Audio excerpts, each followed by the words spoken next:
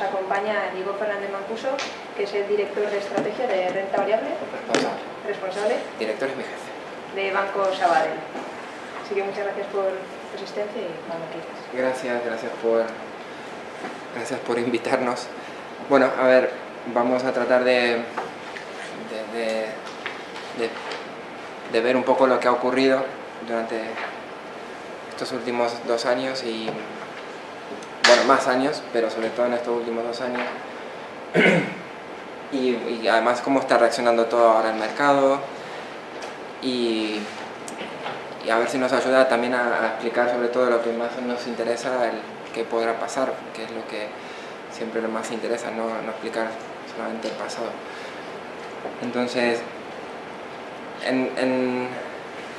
desde que empezamos con el tema de la crisis allá por 2008-2009, resulta que desde entonces tuvimos un problema de crecimiento bastante importante en todos los países desarrollados.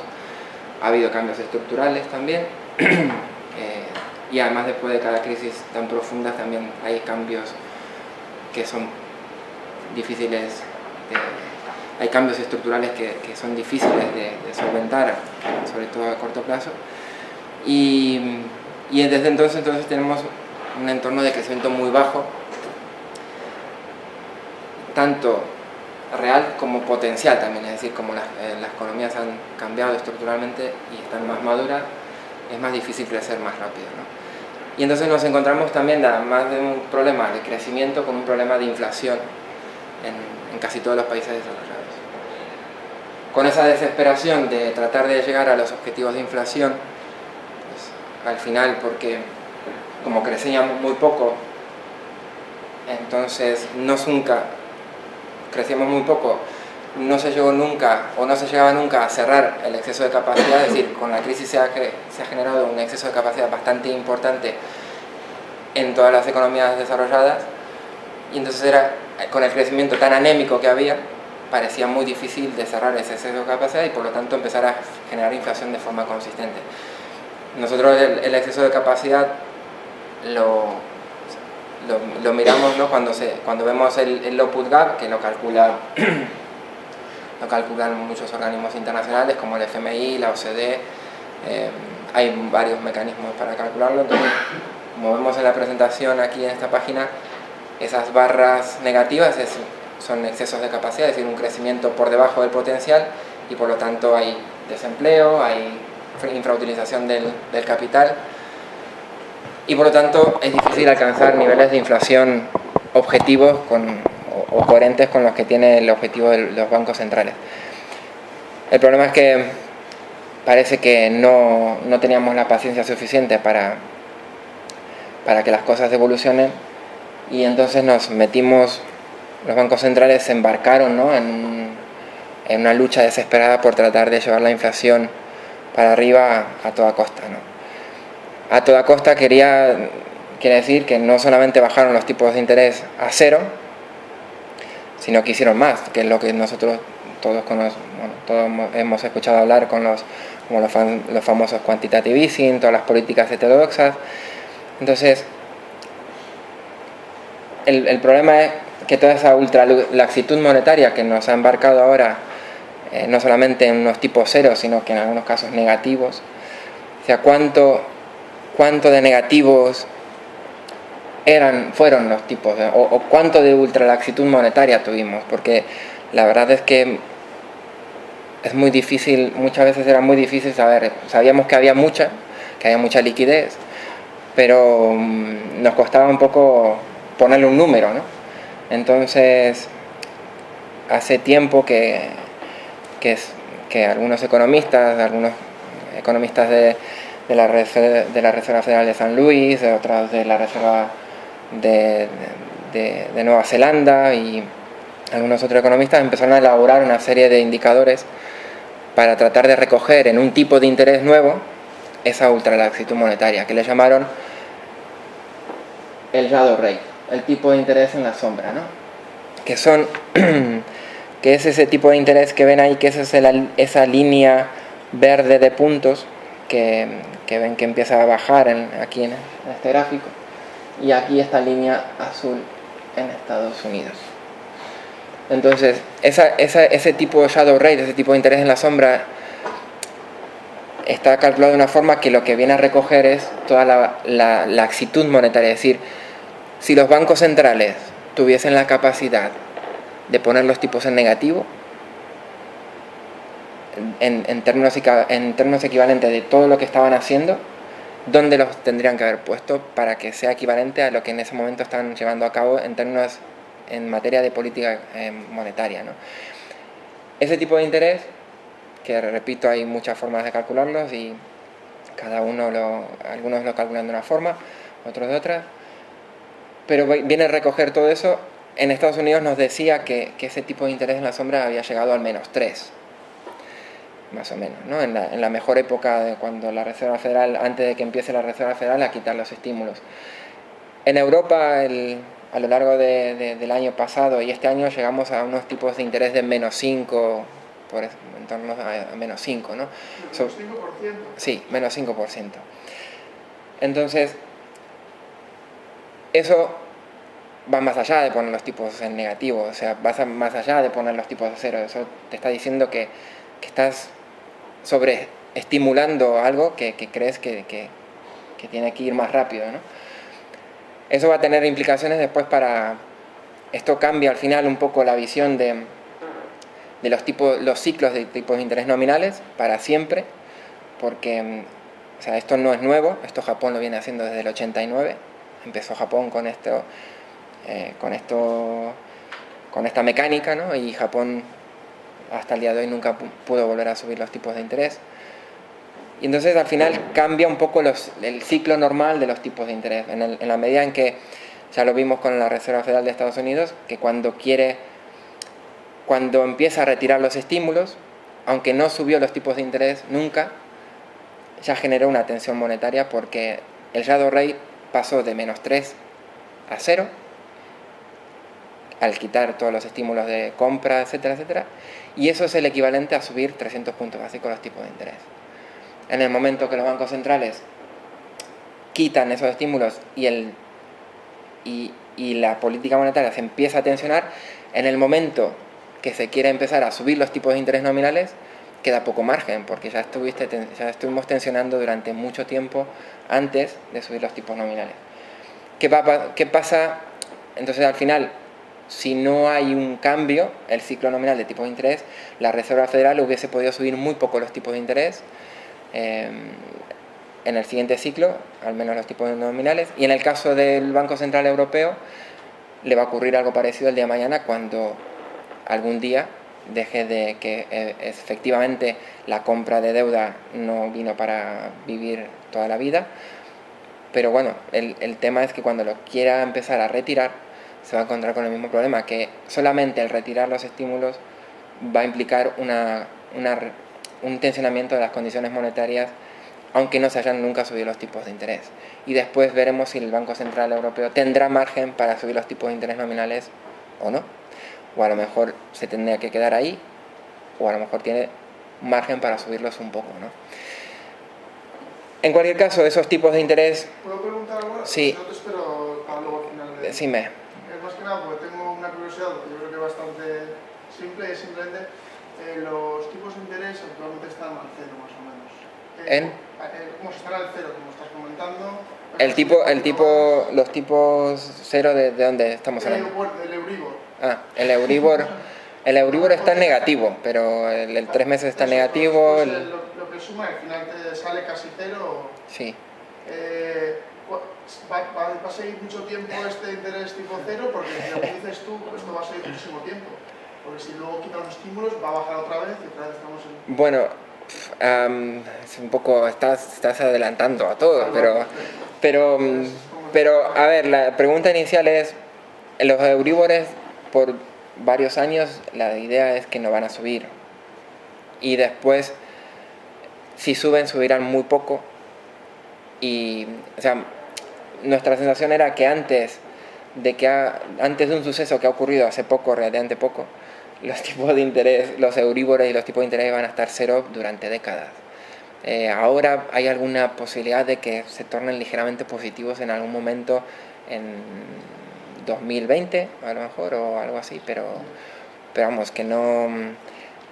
El Euribor en el 3% yo personalmente lo veo bastante lejano, o sea, no lo veo directamente, no es que lo vea lejano, no lo veo. Pero también depende porque todo esto es dinámico, a lo mejor sucede una serie de cosas en Europa que hace que lo que te estoy contando ahora haya cambiado. Entonces, a día de hoy, con la situación actual, a mí me es complicado ver una subida muy importante en Euribor y de momento creo que hasta 2019 el Euribor puede estar planchado en el 0 tranquilamente. Entonces, que lo que todos sabemos, ¿no? Al final lo que esto provocó es una caída importantísima de las TIRES, de las TIRES de todos los países desarrollados, hasta niveles negativos en algunos casos. Aquí tenemos la serie ya con el repunte de las últimas semanas, pero si solamente tenemos en cuenta hasta aquí, esto es hasta mediados de año.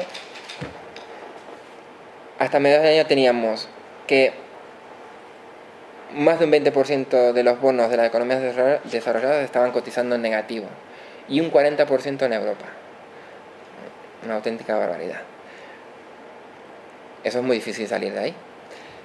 Eso es el primer punto, o sea, tenemos un activo que está totalmente hinchado y que no se sabe y que ya ha dejado de perder y no responde a los fundamentales, o sea, es una distorsión gigantesca, ¿no?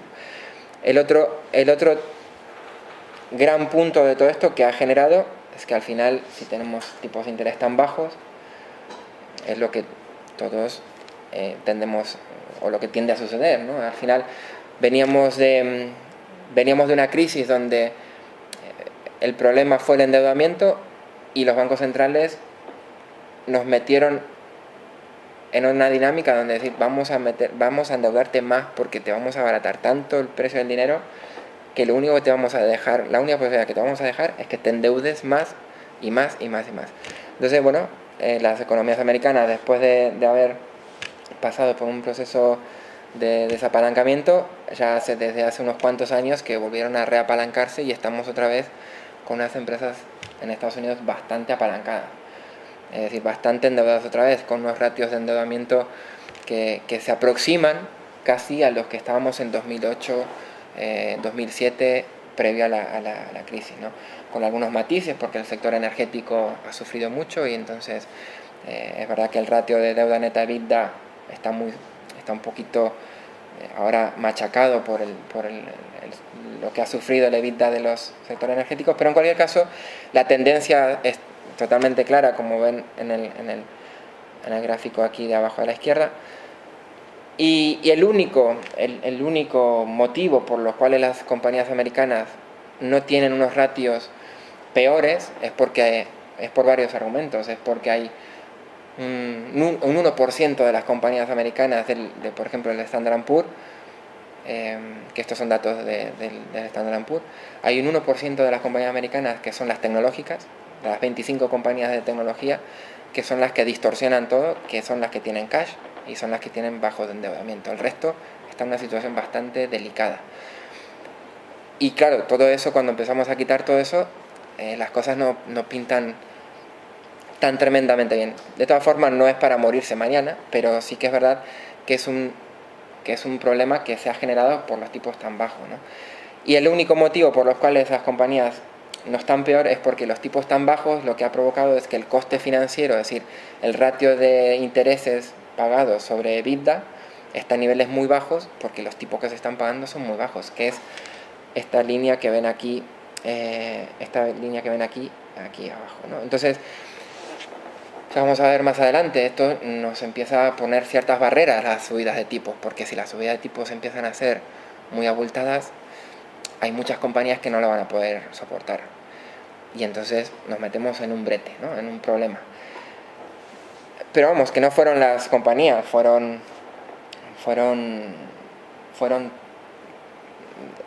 van por detrás todos, ¿no? Es decir, las familias americanas no están en una situación tampoco muy grave, De hecho, los niveles de endeudamiento no han alcanzado todavía los niveles de 2007, pero sí que el endeudamiento se ha vuelto a repuntar otra vez.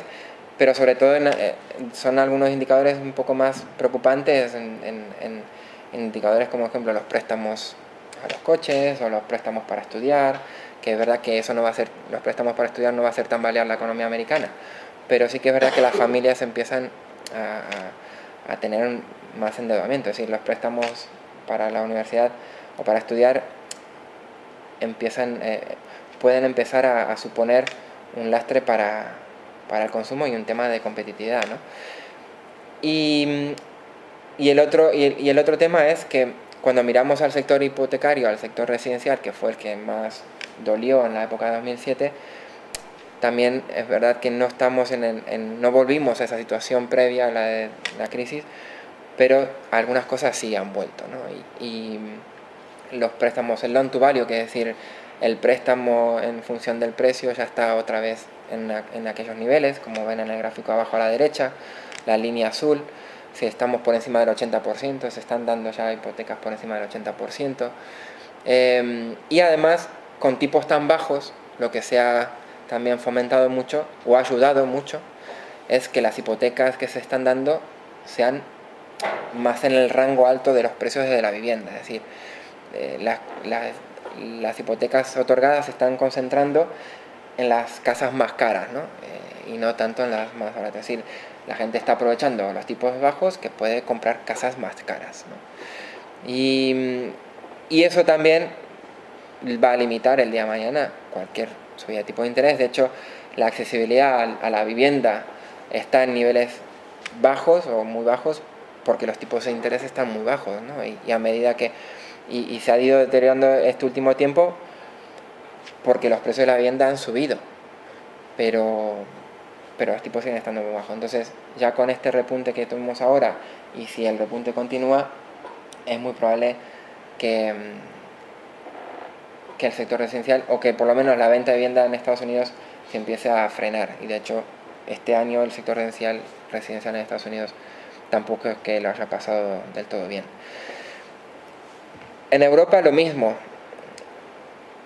Cuando miramos el endeudamiento de las compañías del Eurostock, no del Eurostock 50, sino del 300, de que ya son varias más compañías y está un poquito más distribuido, empezamos a ver que también ha habido cierto reapalancamiento en las compañías europeas, con el agravante que el beneficio en el sector europeo de las compañías europeas, al menos en el agregado, no se ha recuperado como se recuperó en Estados Unidos. Es decir, por ejemplo, el ratio de deuda neta EBITDA está repuntando. Es verdad que todavía no está en niveles muy gravosos. Es verdad que aquí lo mismo, si quitamos, por ejemplo, sectores como tecnología y autos, que son sectores que tienen cash o que al menos no están en una situación muy comprometida de deuda, el ratio se dispara. Pero sobre todo es preocupante porque cuando miramos el ratio aquí sí, cuando miramos el ratio de carga financiera, es decir, los tipos de interés, los intereses pagados sobre el EBITDA, vemos que desde 2009 no ha mejorado nada. Sí, a pesar de que tenemos los tipos de interés muy bajos, la carga financiera sigue representando casi lo mismo, ¿no? Y eso es porque el EBITDA a nivel agregado no se ha mejorado. Es decir, evidentemente siempre dentro de esto hay compañías que están mucho mejor y al final otras están mucho peor, pero en el agregado la pintura la imagen no es la mejor, ¿no? Y después sí que es verdad que hay sectores que están en una situación bastante comprometida, ¿no? Hay sectores, como ven en el gráfico de aquí arriba a la derecha, que se ve pequeñito, pero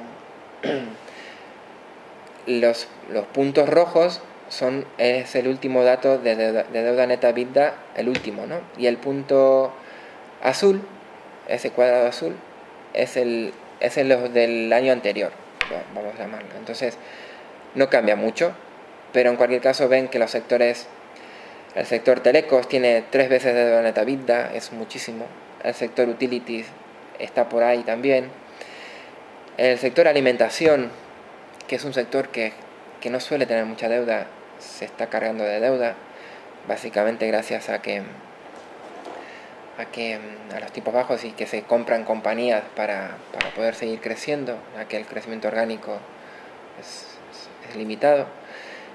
Y bueno, y hay otros sectores como puede ser también el sector de recursos básicos, químicas, y que está en una situación no tan comprometida como las utilities, pero que también tiene deuda alta, ¿no? Entonces, bueno, la realidad es que tampoco estamos en la mejor situación para afrontar una subida de tipos de interés, y por lo tanto todo este periodo de tipos de interés bajos ha generado el efecto deseado, probablemente, crecer a base de deuda, y eso no solamente también en los países desarrollados, en las familias, en las compañías, sino también sabemos también muy bien en los emergentes, ¿no? Y ahí tenemos a países emergentes como Brasil, Turquía, pero también el mayor exponente es China, ¿no? Donde el endeudamiento está creciendo de forma exponencial. Y al final también esto hace que el día de mañana, aunque los tipos de interés no suban en los emergentes, porque los suban sus bancos centrales, es verdad que todos sabemos que si los tipos de interés suben en los países desarrollados, por efecto traslación,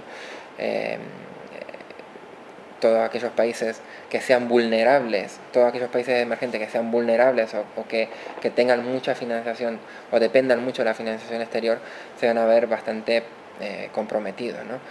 Entonces, aquí todo el mundo está muy endeudado. Lo que ha generado esto, sí. Arabia Saudita es curioso, yo creo que pensaba que era un país que lo que ellos tenían era mucho dinero. Sí, ellos tienen, lo que pasa es que el ratio de endeudamiento de ellos es bajo, porque de hecho se han empezado a endeudar ahora por los precios del crudo bajos, pero que lo están haciendo a lo loco, o sea, porque han emitido este año, no sé si 20.000, no sé, una barbaridad, 20.000 millones y no sé cuántas veces. Aquí lo que ponemos es Arabia Saudita, no lo pongo aquí como un ejemplo de ratio de endeudamiento PIB elevado, sino por la rapidez con la que se está endeudando, ¿no? Pero vamos, Arabia Saudita no es un grave problema.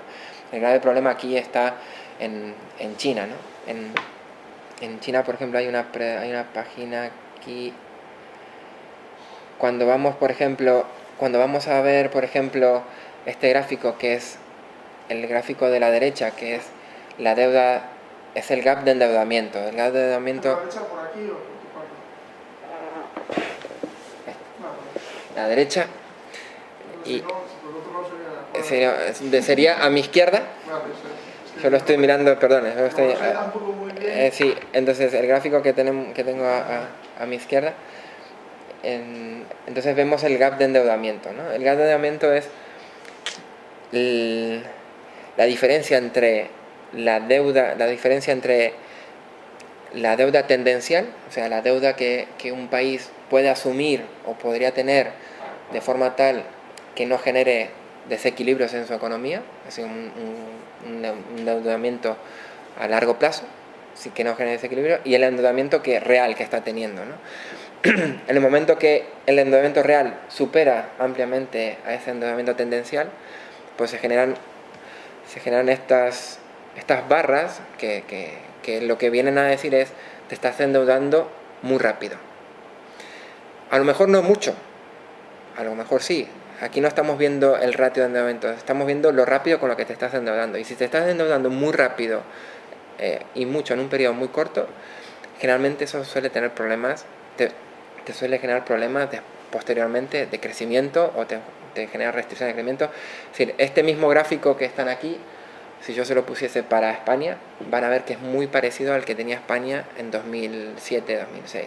Es muy, muy parecido. O sea, esos gaps de endeudamiento, al final lo que te dice es: cuidado, porque el crecimiento futuro lo estás hipotecando.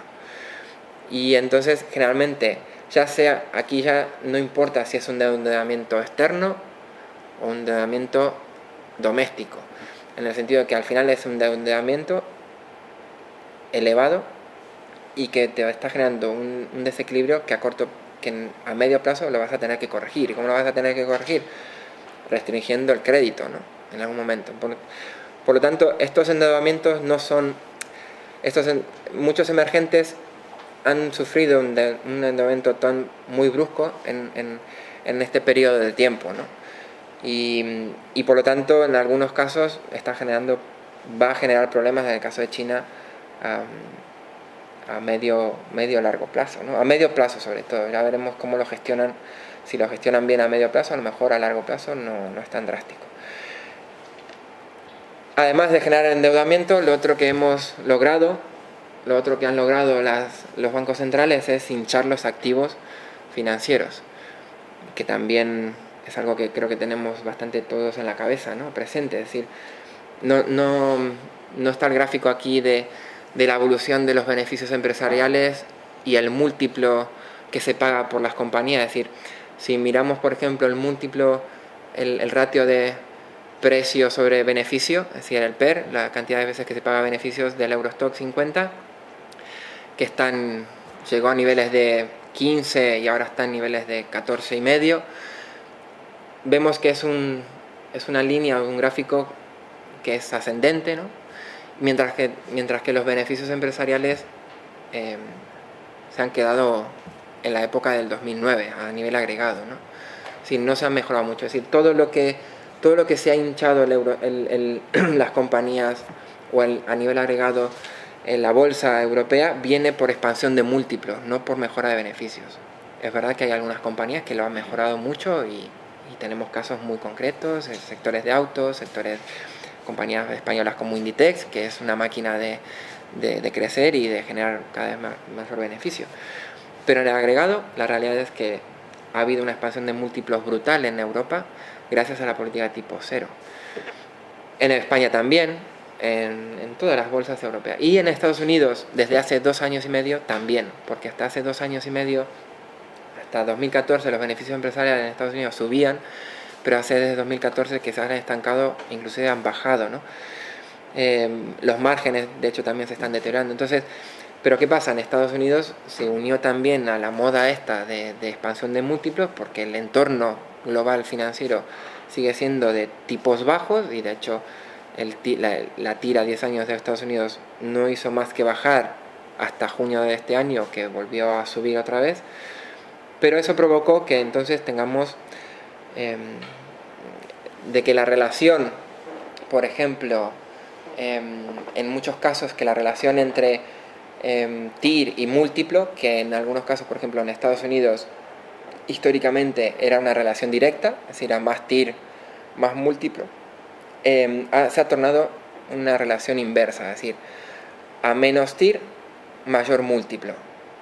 ¿Pero por qué? Porque antiguamente era mayor TIR, más múltiplo, porque las TIRs subían y el crecimiento correspondía a un mayor crecimiento. Por lo tanto, teníamos unas expectativas de mayor beneficio, de mayor crecimiento, y por lo tanto la gente, los inversores, estaban dispuestos a pagar un múltiplo superior. Ahora ya las expectativas de mayor beneficio al mercado ya no, hasta hace poco no eso le daba igual. O sea, las TIRs bajan y por valoración relativa el equity puede asumir un múltiplo mayor. Por lo tanto, si en Estados Unidos antes el múltiplo medio, si el S&P antes se pagaba un múltiplo medio de 13 veces y media, ¿no? En esta nueva situación de TIRs muy próximas a cero, porque Estados Unidos es verdad que la TIR a 10 años todavía no está en cero, vamos a ver si algún día lo va a estar, pero en ese contexto de TIRs muy bajas, el múltiplo medio nuevo para el futuro podría ser, en vez de 13 veces y media, 17 veces, que es donde está cotizando ahora. De hecho, ha cotizado por encima todavía, ha cotizado 18. Entonces, entonces la valoración empieza a cambiar, es decir, toda la historia cambia. O sea, la gente nos dice muchas veces, hombre, yo sé que las bolsas están caras. Hombre, baratas no están. porque están cotizando múltiplos muy elevados, y que en parte eso es gracias a que los tipos están en niveles cero y los beneficios no se han recuperado. Ahora, me dicen, pero lo que pasa es que la no paradigma con tipos tan bajos, los múltiplos son más elevados. O sea, nos tenemos que acostumbrar que cuando decimos que las bolsas cotizan con unos múltiplos por encima, un 20 por encima de la media histórica, claro, porque a lo mejor la media histórica no es la histórica de antes, porque los tipos de interés a lo mejor no van a estar el tipo de interés de Estados Unidos, que antes era un tipo neutral del 3,5, ¿no? Antiguamente, a lo mejor el tipo neutral a futuro está cerca del 1,5, ¿no? O del 2, ¿no? Eso lo veremos ya, pero está claro que si el ciclo monetario, como hablábamos al principio, ha cambiado, y además aquí no hemos hablado, lo hemos ya dado por supuesto, pero todo lo que se comenta siempre, ¿no? De envejecimiento de la población, menor crecimiento de la productividad, etcétera, todo eso al final hace que estructuralmente haya un menor crecimiento, más difícil de alcanzar la inflación y tal. Entonces al final las TIRES, hay un cambio estructural de TIRES, y que hace que los múltiplos puedan aceptarse en múltiplos más altos. Sí. El Dow Jones en máximos históricos, como los que estamos viviendo ahora, sí. A la deuda pública, pues llevamos un par de semanas que le están currando bastante. ¿Cómo ves el mercado americano de renta variable de aquí a 2-3 años? Pues lo veo mejor que a principios de año. Y lo veo mejor, pero eso no quiere decir que no haya riesgos. Entonces, lo veo mejor porque, por ejemplo, en el S&P nosotros tenemos un potencial para el año que viene, para finales del año que viene, para el Standard & Poor's tenemos un precio objetivo de 2.300. Espérate, que vuelvo. De 2.300 para el S&P, es decir, un 7% de potencial. Para el Dow Jones, bueno, podría ser más o menos parecido porque no hacemos el número para el Dow Jones, pero no suele haber mucha diferencia. Para el Eurostock 50, un 3.250, y para el IBEX 9.500. De todas formas, vemos mucho más factible el 2.300 del S&P que el 9.500 del IBEX. Sí, porque hay más decisión. Hay más decisión. O sea, hay más decisión política, hay más coordinación, las compañías americanas están mejor estructuradas, la composición del S&P es mucho mejor que una composición del Eurostock. El Eurostock, inclusive el S&P, tiene mucha más renovación. Hay compañías donde asumen mucho más el liderazgo. O sea, hace 15 años atrás no teníamos Facebook, no teníamos Google, y fíjate que inclusive entre las propias compañías americanas hay como siempre vuelven a aparecer nuevas compañías. Aquí parece que tenemos las compañías de siempre, ¿no? Diría un compañero mío. Parece que aquí en Europa son siempre las mismas, ¿no? Entonces lo vemos un poco mejor, pero porque además ha pasado algo que quería llegar un poco a eso. O sea, ha pasado algo que en estas elecciones últimas que nos ha hecho cambiar un poco el escenario. Es decir, con todo este escenario que yo venía pintando hasta ahora, era un escenario muy gris, muy negro para Estados Unidos para el 2018, y entonces yo no veíamos solamente problemas en la bolsa americana, veíamos problemas en las bolsas de Europa también, ¿no? Porque al final era una de meter dinero y que los bancos centrales, donde ya no se veía efectividad de las políticas monetarias por parte de los bancos centrales, y donde además era cada vez más difícil salir, y donde lo que quería llegar también es donde estaban generando distorsiones no solamente en activos financieros, entonces estaban generando distorsiones en la sociedad también, ¿no? Al final llegamos a un punto en donde todo este hinchar de activos financieros, al final hay una parte de la población que se queda excluida de todo esto, ¿no? Entonces al final hemos tenido, por ejemplo, toda esta diapositiva es bastante explicativa, ¿no? Es decir, durante todos estos últimos años, desde la crisis, se ha acentuado muchísimo en todos los países desarrollados el voto hacia los extremos. O sea, el voto a extremo izquierda o extremo derecha se está acentuando y el voto al centro está cayendo en picado. ¿Qué pasa? La dinámica salarial es totalmente asimétrica. Solamente los salarios que más crecen son los salarios altos, ¿no? Mientras que los salarios bajos están planchados o crecen muy poco, como ponemos en la diapositiva como se ve o caen inclusive, como ven aquí en la diapositiva en el gráfico de la izquierda, ¿no? Mientras que los salarios altos se mantienen o suben. Pero es que además de que cada crisis de este tipo suele generar bastantes problemas sociales, los bancos centrales lo han incrementado, ¿no? Lo han hinchado más todavía, porque al final, cuando los activos financieros se hinchan y suben, la gente que se beneficia de eso es justamente la parte alta, ¿no? Las clases sociales más altas, ¿no? La gente, el rango bajo o las poblaciones la parte más pobre de la población no es la que precisamente tiene equity comprado, ¿no? Es decir, y tampoco invierte ni tampoco tiene real estate. Entonces, al final, ¿qué pasa? En estas crisis, los pobres les machaca la recesión, pero es que tampoco ven nada de la recuperación, ¿no? O al menos la ven muy poco y con mucho retraso. De ahí también las prisas por crecer rápido, que además intentaron crecer rápido para poder solventar esto, pero de una forma solamente impulsándola por política monetaria y no por política monetaria y fiscal al mismo tiempo, porque en aquel momento se obsesionaron con que la deuda y había que tener una política más restrictiva para encauzar el déficit en todos los países desarrollados, y al final entonces ahora tenemos un escenario donde hay mucho descontento social, donde la gente cada vez que puede vota a una persona que vende hoy hablamos, donde vende una historia muy comprable de que le vamos a solucionar el problema a todos los que se han quedado por detrás. Y entonces, claro, viene el efecto Trump, ¿no?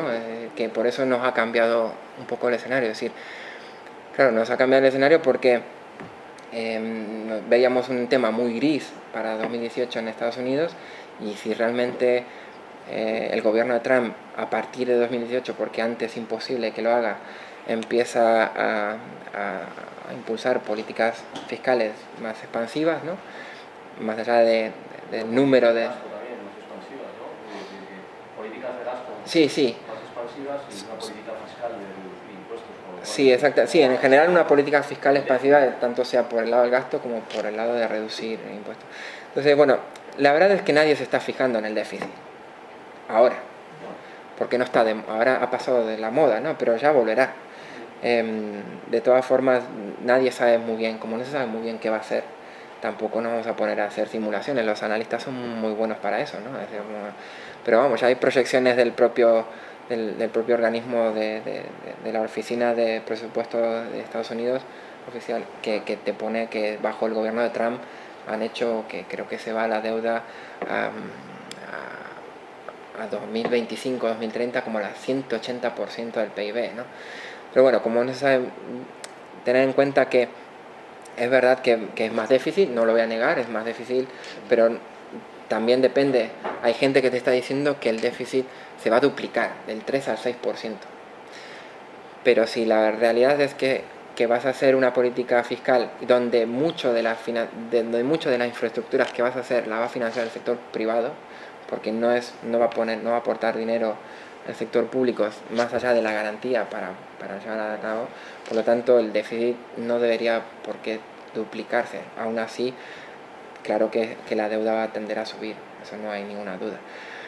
Entonces, bueno, al final, pero sí que es verdad que nos da una visión un poco mejor a medio largo plazo para la bolsa, un poco mejor, porque yo veía antes que nosotros lo que veíamos antes que era que era una economía muy madura, una economía muy madura, una economía donde unas compañías donde el Standard & Poor's, por ejemplo, el ciclo de beneficios empresariales estaba muy avanzado y ya empezaba a decaer y ya nos estábamos quedando sin gasolina.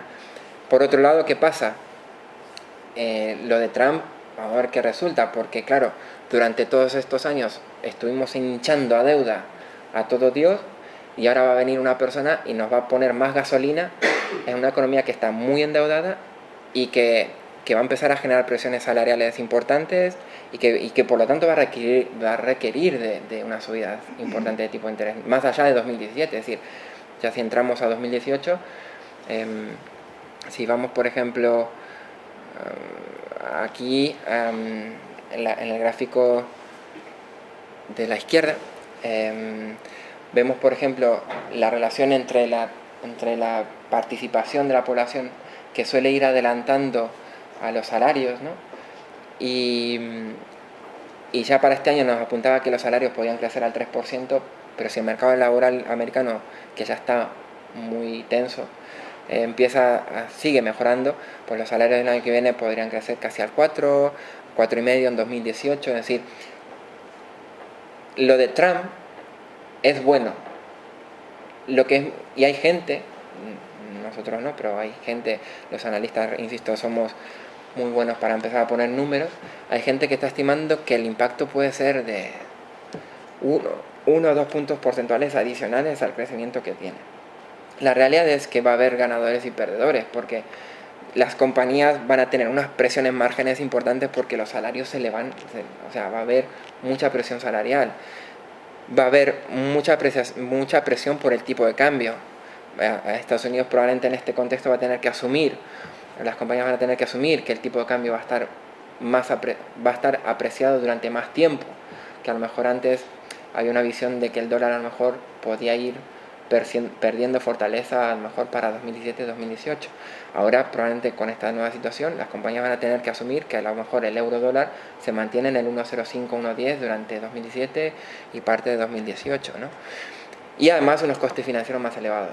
Por lo tanto el impacto neto de esto hace que es probablemente positivo, pero en el camino va a haber perdedores y ganadores, y los perdedores están claro que son muchas compañías endeudadas, y después además los beneficios no solamente tienen por qué subir tantísimo, salvo que efectivamente bajen los impuestos de forma importante, y eso te genera un chute adicional. Pero vamos que en una economía donde ya está más o menos calentita, vamos a llamarla, el multiplicador del gasto no es el mismo que una economía donde recién empieza el ciclo de recuperación, ¿no? Al final es bastante razonable pensar que el multiplicador del gasto en una economía donde todo está por recuperarse y donde no hay presiones inflacionistas, el mercado laboral está totalmente destrozado, el multiplicador del gasto claramente es mayor a 1. Pero en una economía donde está muy caliente, ya como la americana, me cuesta pensar que el multiplicador del gasto sea muy superior a 1. Porque va a haber cosas que va a haber cosas que las va a detraer, ¿no? Y sí. No sé si mucho el tema, pero el Tratado de Libre Comercio entre Europa y Estados Unidos, que Trump no está de acuerdo, ¿en qué perjudica el tipo de interés o beneficia a los europeos? Bueno, ese tratado es que estaba en vías de ver si se hacía. Yo creo que no iba a salir igual. Bueno, creo. A lo mejor salía, pero es que recién se empezaba a mirar. Son dos economías, con la europea también, con muchas barreras proteccionistas, la europea también, y Estados Unidos también. Y, a ver, la intención estaba, pero no sé si Trump, desde luego Trump no lo va a facilitar, pero no sé si es por culpa de él que no va a salir. Probablemente no hubiese salido igual. No me quiero inclinar a decir que porque Trump en esta hora no va a salir. Ya, de hecho, antes de que salga este hombre, ya había indicios de que se estaba enfriando mucho el tema. Todo esto de las modas de las políticas proteccionistas también viene un poco por el tema de la guerra de divisas que se ha generado durante todo este periodo, ¿no? Mucho de ver cuál es el Banco Central que depreciaba más la divisa para poder ganar más competitividad y poder crecer algo más a costa del vecino. Teorías económicas de la antigua.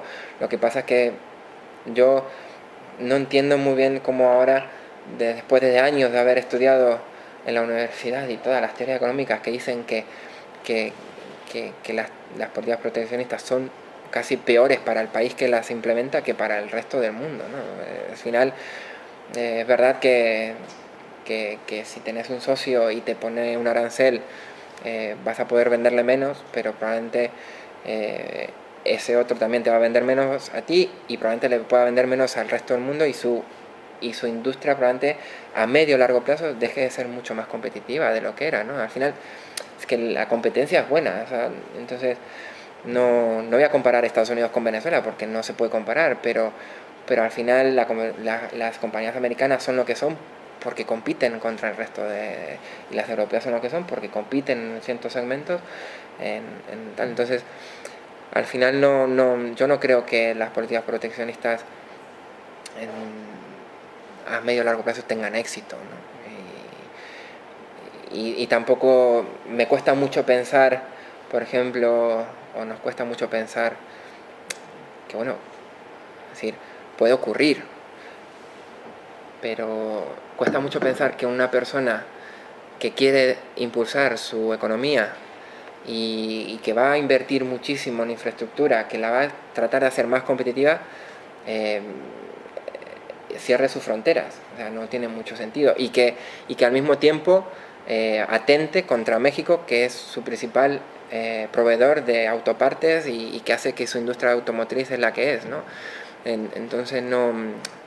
Porque al final, si le ponemos un arancel del 45% a México, pues los que van a pagar el arancel son las familias estadounidenses, no los mexicanos.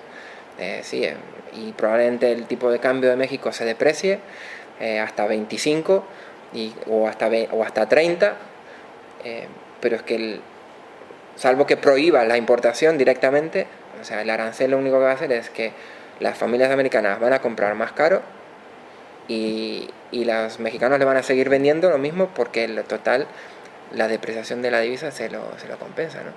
Entonces, no tiene mucho sentido que apliques ciertos tipos de medidas cuando por otro lado estás tratando de meterle un empujón a la economía por otro lado, ¿no? Y quieres bajarle los impuestos y entonces, bueno, que se revisen los tratados y que haya a lo mejor algunas revisiones, eso puede ocurrir, pero también es verdad que en temas de tratados el presidente como tal no puede disponer así de forma unilateral, voy a revisar y voy a romper todos los tratados de libre comercio. Tiene que pasar por el Congreso. Este hombre tiene muchos detractores en el Congreso también, de su propio partido. Entonces, y los republicanos que siempre han apoyado las políticas de libre comercio y más liberales, les cuesta mucho pensar que ahora se pasen al otro lado, ¿no? Entonces, bueno, desde un punto de análisis un poco más sensato, cuesta mucho pensar que vamos a rumbo a ese camino en Estados Unidos. Pero bueno, siempre nos pueden sorprender. Y entonces, eso es un poco la idea, es decir, no tenemos ahora mismo una situación bastante complicada donde los tipos no pueden subir muchísimo, pero donde los gobiernos están tratando de girar la política monetaria hacia la política fiscal, pero claro, hay poco margen de política fiscal porque hay muchos gobiernos que se han seguido endeudando. En el caso de Europa hay mucho desacuerdo porque es muy difícil poner de acuerdo a los gobiernos y también hay muy poco margen en la medida que estamos muy endeudados todos, por lo tanto no podemos hacer que los tipos de interés suban mucho porque podemos meternos en un lío, ¿no?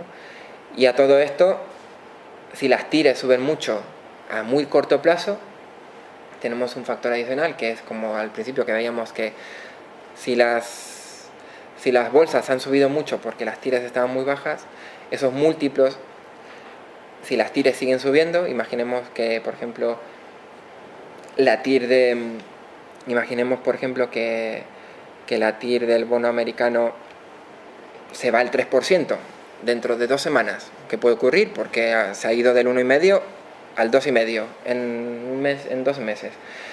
Si en 2 semanas lo tenemos en el 3%, eso más o menos en términos de múltiplos del S&P debería ser un múltiplo por debajo de 15 veces, probablemente, por debajo de 15 veces. Está cotizando a 17 veces el beneficio de 2017, o sea que no el beneficio de ahora, el beneficio del año que viene. Estamos pagando 17 veces el beneficio del año que viene. Por lo tanto, esa subida de TIR tan brusca no está compensada por mayor crecimiento de beneficios. Se tiene que compensar por derating de la bolsa, es decir, por caída de múltiplos. Por lo tanto, el S&P vale casi un 9% menos. Entonces, las subidas de TIRs a corto plazo no pueden subir mucho porque los activos están muy hinchados. Y podemos poner en peligro inclusive la recuperación que estamos teniendo, ¿no? Es decir, puede haber un estrés financiero de tal calibre que se pueda poner en entredicho la recuperación e inclusive revertir ese proceso inicial de subida de tiras. Eso es un poco la idea. Preguntas. Si es que hay alguna. Tan importante es la falta de liderazgo y decisión que consideras que hay en Europa con respecto a Estados Unidos, a la que, estando las empresas aquí, tienen una valoración menor comparativamente en bolsa que los estadounidenses, y sin embargo das más posibilidades, comentabas que ves más factible el 2.300 en el S&P que el 9.500 en el IBEX, por ejemplo, ¿no? Sí. Entonces, las empresas europeas de alguna forma están más baratas hoy comparativamente con las estadounidenses. Aquí ese estrés que hay en el mercado laboral allí, en mucha parte de Europa no hay. Con lo cual, de alguna forma, el recorrido teóricamente en Europa debería ser mayor, ¿no? Para el año 2017 en cuanto a valoraciones, sin embargo, piensas que comentabas que ese liderazgo y esa decisión que hay en Estados Unidos y que falta en Europa, en las empresas y demás, ¿consideras que es lo que hace que veas más recorrido? No solamente eso, hay muchas cosas. En Europa hay, además de falta de liderazgo político, que creo que está... O sea, liderazgo político en el momento en el que se tienen que poner todos de acuerdo ha pasado 2 años. O sea, lo hemos visto con la peor parte de la crisis soberana de deuda y lo tarde que ha actuado el Banco Central Europeo, porque probablemente el Banco Central Europeo tenía que empezar a implementar lo que ha implementado en 2015 un año y medio antes, ¿no? Pero claro, un año y medio antes teníamos aquí a los gobiernos el viva la pepa, ¿no? De la deuda. Entonces eso hace que todo sea muy lento y llegue tarde y mal, ¿no? Entonces eso perjudica, claro que perjudica. Porque probablemente la política fiscal que a lo mejor tendríamos que estar teniendo desde que el BCE implementó esto, el plan Juncker famoso, o sea, está por ahí está pululando, o sea, está yendo bien, supuestamente está yendo tan bien que lo van a extender. Pero la verdad es que el día a día la gente no lo nota, ¿no? Es decir, se nota poco. Y probablemente tenga que hacer un impulso fiscal mucho más grande. Estamos hablando que Trump está diciendo que va a meter entre 500.000 millones y 1 billón. Son 6 puntos porcentuales del PIB en una economía americana que ya casi diría que no lo necesita, pero bueno, que viene bien, son bienvenidos, ¿no? Aquí no. Y después hay otras cosas. No creo que los líderes... A ver, hay de todo, ¿no? Como no creo que las empresas europeas estén mal lideradas. No creo que sea un problema de management, que en algunos casos lo habrá y tal. Lo que pasa es que sí que es verdad que a las pobres empresas europeas les pilla todo, ¿no? Tenemos un sector bancario muy débil, muy débil, que todavía sigue débil. Y después tenemos mucha exposición en el resto del mundo que cuando vienen mal dadas le dan por todos lados. Si hay un estornudo en China, pues las compañías europeas sufren porque tienen exposición en China, mucha más exposición que las que tienen las americanas, ¿no? Pues, en términos generales. Que hay un problema en Latinoamérica, pues España sufre porque tiene mucha exposición en Latinoamérica. Y entonces al final son una convergencia de cosas, ¿no? Entonces el problema que tenemos es que la estabilidad de los beneficios en las compañías americanas es mucho mayor que la estabilidad de los beneficios en el agregado de Europa. Eso es el tema. Y después tenemos el tema político, que es mucha incertidumbre, ¿no? Por ejemplo, ahora mismo la depreciación que estamos viendo de toda esta depreciación que estamos viendo, o sea, en el momento que es curioso, porque en el momento que las tires empiezan a subir en Estados Unidos, sobre todo el tramo corto, en función de las mayores expectativas de subida de tipo de interés, claro, los emergentes sufren, ¿no? Entonces hay salida de flujos de los emergentes, las monedas de los emergentes se tienden a depreciar, y de hecho, pero ¿quién es el más perjudicado de todo esto? Además de los emergentes, pues las compañías europeas, porque la depreciación de las monedas es probablemente lo que esté generando esta depresión de las monedas que estamos viendo ahora, una oleada de revisiones de beneficio a la baja que vamos a ver probablemente en los próximos meses, porque las compañías europeas están más expuestas a los emergentes que las que están expuestas las americanas en el conjunto. Entonces, una cosa que no ha provocado Europa le vienen dadas, ¿no? Entonces es un cúmulo de cosas. ¿Es una revisión de los beneficios a la baja en las compañías europeas generalizando? Sí, el tema de las revisiones de los beneficios no es un tema nuevo. O sea, si yo te muestro el gráfico aquí, el gráfico de la izquierda, ya me estoy acostumbrando, el gráfico de la izquierda, estos son las líneas, son los beneficios esperados para cada año, ¿no? 2016, 2017, 2018. Si yo te muestro 2013, 2014, 2015, es exactamente lo mismo. Los analistas consistentemente empiezan con unos beneficios muy altos y los van bajando, los van bajando, los van bajando, los van bajando. La idea es que a lo largo de 2017 y 2018 esas revisiones sean cada vez menos, pero aún así en 2017 nosotros estamos esperando que al menos en la primera mitad de año las revisiones de beneficios sigan siendo a la baja, porque el consenso es un problema de los analistas, que tendemos a poner, no sé por qué, siempre un crecimiento de beneficios del 10% o superior. Debe ser una manía que arrastramos desde antes de la crisis y no nos hemos acostumbrado, que como ya no se crece a doble dígito, pero los ponemos así, ¿no? Y entonces al final todos los años empezamos con unos crecimientos de doble dígito y terminamos con crecimiento cero. En Europa desde el 2009 empezamos con crecimiento del 2010 de 10% o superior y terminamos en cero o negativo. Y bueno, entonces, a ver, es verdad que el año que viene probablemente sea un año donde los beneficios suban, porque vamos a tener inicialmente muchos efectos a favor, ¿no? Divisa, el precio del crudo, parece que lo peor del machaque en los márgenes de los bancos ha sido este año y el año que viene va a continuar, pero este año ha sido el peor y tal, aunque esperamos revisiones a la baja, pero parece que esas revisiones deberían suavizarse. Entonces, bueno, son un cúmulo de cosas el tema de las compañías europeas, ¿no? Nada más. Acontecimientos políticos el año que viene, ¿no? Eso me había olvidado. Estaba pensando. Sí, estaba pensando justamente en eso y me estaba olvidando. Sí. No, bueno, tenemos, justamente por el tema del liderazgo, volvemos a lo mismo, ¿no? Tenemos elecciones en Holanda, en Francia, en Europa, que bueno, que más que machacar los beneficios de las compañías, genera incertidumbre, ¿no?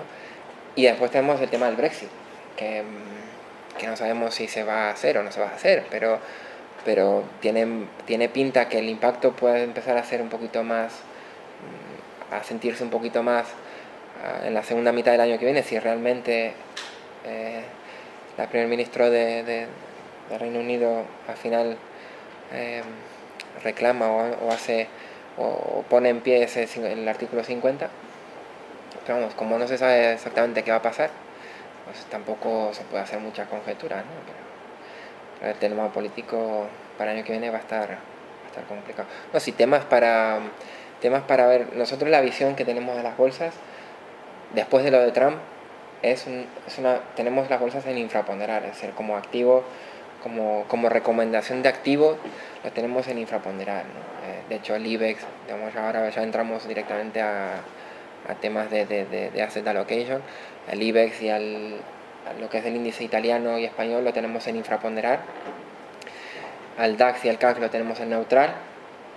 Y tenemos en sobreponderar el S&P, ¿no? Pero no, a lo que voy es que los potenciales, por lo menos ahora, a diferencia de antes, que tenemos potencial. Ahora tenemos potenciales, como mencioné antes, de 9.500 el IBEX, etcétera, unos potenciales del 7%, 8%, en algún caso incluso en el IBEX casi del 10%, que yo a principios de este año, si me preguntabas dónde estaba si me decías, o mira, con las perspectivas que teníamos, hasta hace poco tiempo atrás yo no tenía potencial en 2017 para las bolsas. Tenía ahora potencial nulo o negativo. Y ahora la visión de fondo es un poco más positiva.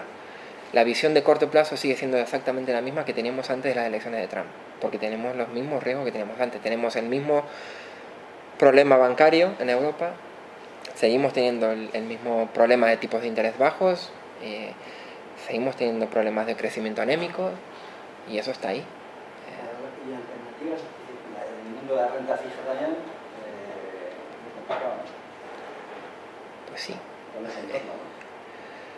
Sí, en realidad el entorno es que nos tenemos que acostumbrar a un entorno de rentabilidades muy bajas. Entonces, yo la verdad que admiro la evolución que ha tenido el S&P este año, el Standard & Poor's, y porque no pensaba que lo iba a hacer tan bien, la verdad, ¿no? Más allá de ahora de este cambio de sesgo después de las elecciones. Y la renta fija tiene complicado, pero más que nada porque es un activo que está hinchado y que ha provocado la burbuja en otros activos, pero si hay algo que está claro es que la renta fija parece que está distorsionada está, ¿no? Lo que pasa es que otra cosa es, si vamos rumbo a un ciclo monetario totalmente diferente, porque los bancos centrales nunca van a poder subir los tipos de interés hasta donde los tenían subidos en el ciclo anterior, entonces cuesta mucho pensar también que las tires a largo plazo vayan a subir mucho. Por lo tanto, un bono americano en el 2,5%, hay mucha gente que dice yo me lo compro, y yo me lo compro. En el 2,5%, en el 3%, si sube al 3%, vamos, es que es para meterse bonos americanos por todos lados, ¿no? Porque yo creo que la Fed va a tener muy complicado subir los tipos de interés más allá del 2% o 2,5%, ¿no? Con lo cual, el 10 años, yo te diría que casi como sucede siempre, si la Fed empieza a subir, sigue subiendo los tipos, 2017 los sube 2 veces como tenemos pensado, y en 2018 los puede volver a subir, es muy probable que a finales del año que viene, ya de cara a 2018, la pendiente 2-10 años americana se empiece a aplanar, inclusive invertirse, ¿no? Porque estaríamos ya casi otra vez al final del ciclo de subida de la Fed.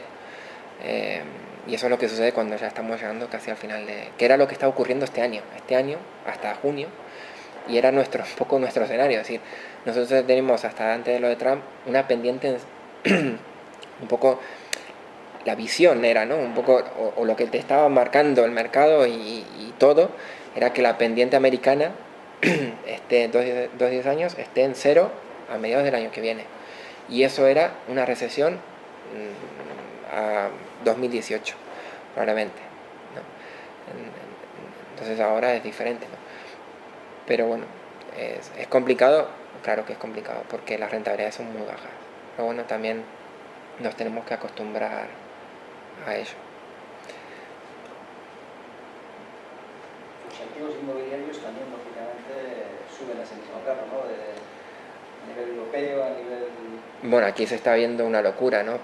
Es verdad que lo que es equity, lo que es equity en los últimos 2 meses han sufrido, las OSIMIs y tal, pero a nivel real, tal, se sigue viendo mucho flujo inversor, se sigue entrando muchísimo dinero en el real estate, tanto en Estados Unidos, en Alemania está desbocado, o sea, Alemania tiene un problemón con el tema es un país que, claro, la gente dice, no, pero es que aquí, hace poco mi compañera de renta fija estuvo en Hamburgo, ¿no? Y le preguntó, dice, ¿y ustedes no tienen miedo por el inmobiliario? Y dice, no, o sea, acá hay una demanda estructural fuerte. Y dice mi compañera, yo, ¿y cuál es? Dice, los inversores, hay muchísimos inversores metiendo. Yo, por eso me hace recordar a algo, ¿no? Y la verdad que los tipos bajos han inclusive llegado a Alemania, donde la cultura de no comprar pisos se ha cambiado totalmente, donde los inversores han ido a comprar pisos y real estate, de comercial, todo, a mansalva, y se ha generado ahí un problema que el propio Bundesbank está tratando de ver cómo lo ataja, ¿no? Aquí en España de momento tenemos margen porque la verdad que venimos saliendo, ¿no? Pero sí que es verdad que se ve o sea, mucha gente muy interesada, porque al final las yields siguen siendo relativamente elevadas, entonces al final hay mucho margen todavía entre las tires. Las tires tendrían que subir muchísimo para empezar a comerle terreno a las OSIMI, ¿no?